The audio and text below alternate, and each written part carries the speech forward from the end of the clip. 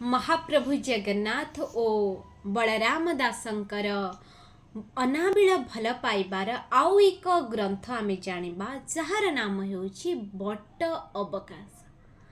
थरे पंडा पढ़ियारी माने जेतबळे मंदिर खोली सकाळु धूप पाई तो जगन्नाथଙ୍କ देहरे स्वर्ण छरीटी नाही तो प्रचार हो गला जे महाप्रभु जगन्नाथଙ୍କର स्वर्ण छरीटी चोरी होईछि।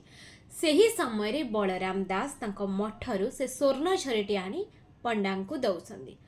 तो जितेबले खबर जाउछि राजा को, राजा बहुत दुख प्रकाश करुछंती आ कहउछंती जदि दरकार थिला मते मागी थांतो तो चोरी करिला कम पई। जगन्नाथ बलराम दास कहउछंती नाही मुई चोरी करिनी तो महाप्रभु जगन्नाथ मते काली तांको सांगरे लंका बुलेबा पाई नै जाइथिले। जेतेबले बलराम दास बट वृक्ष पाखरे थिले तो महाप्रभु जगन्नाथ आसी तांको तांकर स्वर्ण झरीटी दे कहिथिले तांकर बाट को अनुगमन करिबा पाई।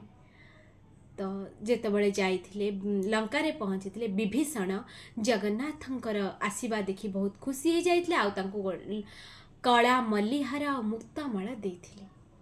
तो जोटा कि महाप्रभु जगन्नाथ बलराम दासंक पाखरे रही जाइथिले आ तार प्रमाण स्वरूप बा महाराज विश्वास करबा पई से कला मल्लीहार देइथिबा जो विभीषण आ मुक्तामाला को देइथिबारु राजा को देखैथिबारु राजा विश्वास करिथिले कि भली भाबरे महाप्रभु जगन्नाथ बलराम दासंक सांगरे नै लंका बुलिबा पई जाइथिले।